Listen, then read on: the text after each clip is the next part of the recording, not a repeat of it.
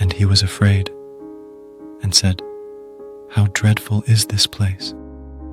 This is none other but the house of God, and this is the gate of heaven."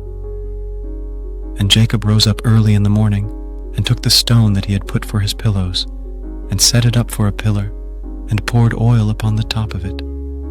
And he called the name of that place Bethel, but the name of that city was called Luz at the first. Genesis 28:17, 19.